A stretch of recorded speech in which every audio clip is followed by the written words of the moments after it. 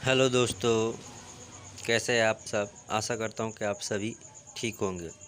दोस्तों, एक बहुत ही बड़ी खबर निकल के सामने आ रही है।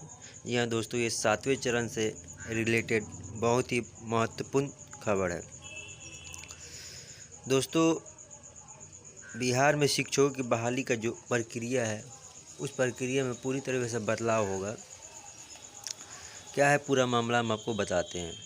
राज्य के स्कूल में कक्षा 1 से 12 तक लगभग 2.25 लाख शिक्षकों के लिए शिक्षक नियुक्ति नियमावली 2022 की फाइल शिक्षा विभाग ने वित्त विभाग को भेजी है। जी हाँ दोस्तों, एक बहुत ही बड़ी खबर निकल के सामने आ रही है कि शिक्षा विभाग ने वित्त विभाग को 7वें चरण की बहाली को लेके फाइल भेजी है।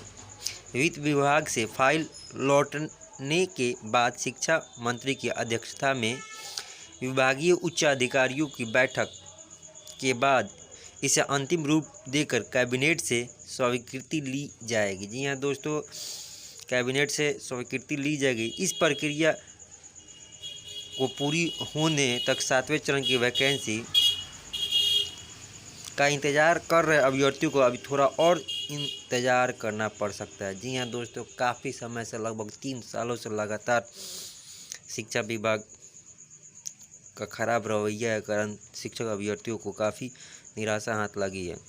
आगे क्या है मामला। वित्त विभाग को भेजी गई नियुक्ति नियमावली में बीटेड, सीटेड और एसटीईटी के रिजल्ट 7% और शैक्षिक व प्रशिक्षण योग्यता मैट्रिक से स्नातकोत्तर, डीएलएड और बीएड तक 40% वेटेज का प्रावधान है।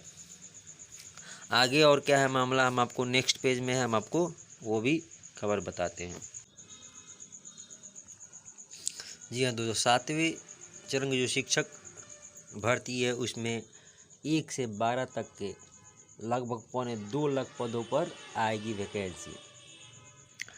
दोस्तों, राज्य के स्कूल में कक्षा 1 से 12 तक लगभग 2.25 लाख शिक्षकों की बहाली के लिए नियुक्ति नियमावली 2022 की फाइल शिक्षा विभाग ने वित्त विभाग को भेजी है।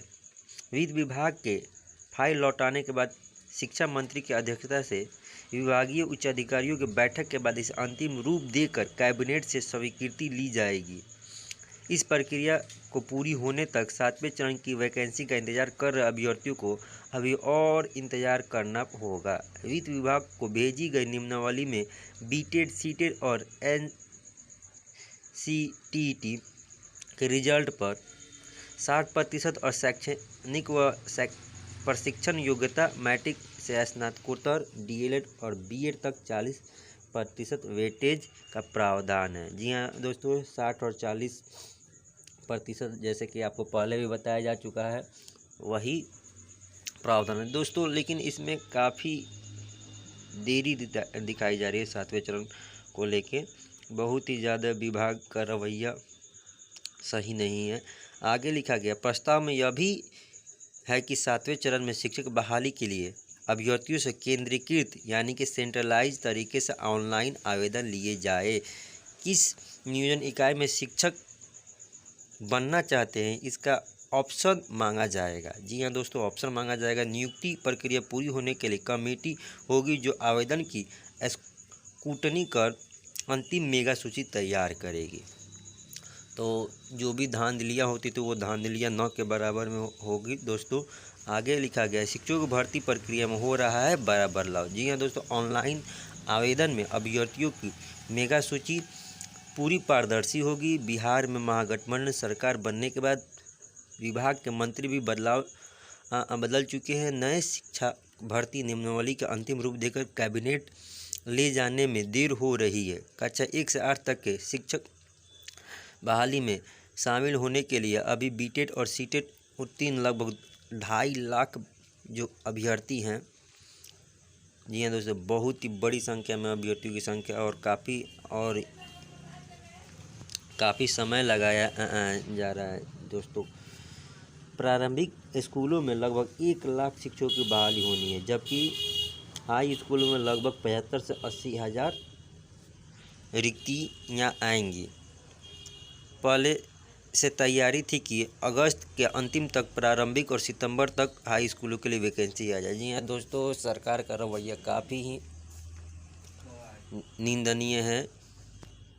आगे लिखेगा, सहमति बनी तो बहाली के लिए यह प्रावधान होगा। जी हाँ, 1 से 5 तक के लिए क्या प्रावधान होगा आपको हम बताते चलते। कक्षा 1 से 5 तक के लिए मैट्रिक, इंटर और प्रशिक्षण के प्राप्त अंकों के योग को 3 से भाग देने पर मेगा अंक आएगा। इसे 40% से निकाला जाएगा। बीटेट या सीटेट के अंकों का 60% निकाल फाइनल सूची बनेगी।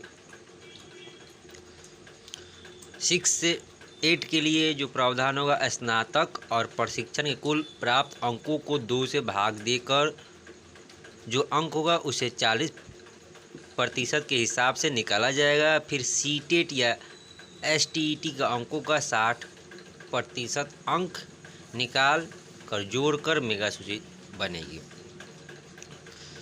9 से और 10 के लिए जो प्रावधान है वह है, स्नातक व प्रशिक्षण के कुल प्राप्त अंकों को 2 से भाग देने के बाद कुल अंकों को 40% के हिसाब से निकाला जाएगा। इसके बाद एसटीईटी के अंकों को जोड़कर फाइनल मेगा सूची बनेगी। और 11th और 12 के लिए पीजी और प्रशिक्षण के प्राप्त अंकों को 2 से भाग देने के बाद अंकों का 40% निकलेगा और एसटीईटी के अंकों का 60% के हिसाब से निकालकर जोड़ा जाएगा। अतिथि शिक्षक को वेटेज। जी हाँ दोस्तों, उच्च माध्यमिक स्कूलों में अतिथि शिक्षक के रूप में कार्य कर चुके अभ्यर्थियों को 5 अंकों का वेटेज मिलेगा। भूतपूर्व सैनिक की विधवा को 10% का वेटेज मिलेगा। जी हाँ दोस्तों, एक बहुत ही बड़ी खबर सामने आ रही है कि पूरा का पूरा जो प्रक्रिया है, हमने वो पूरा प्रक्रिया आपको बता दिया कि इस हिसाब से जो भी 1 to 5, 6 to 8 और 9, 10 या 11, 12 के जो भी वेटेज निकलेगा सेम इसी टाइप से निकलेगा। तो घबराने की कोई ज़्यादा बात नहीं है। लेकिन दोस्तों, काफ़ी सरकार का जो रवैया है वो सही नहीं है, जिस कारण से शिक्षक अभ्यर्थियों लगातार आंदोलन कर रहे हैं और लगभग 3 साल से अबव हो गया आपको 7वें चरण की बहाली कोई भी प्रक्रिया ना ही नोटिफिकेशन जारी किया गया। तो मेरी तरफ से सारे शिक्षक अभ्यर्थियों की तरफ से सरकार से नम्र निवेदन है कि जल्द से जल्द शिक्षक अभ्यर्थियों के लिए बहाली की प्रक्रिया शुरू की जाए। धन्यवाद।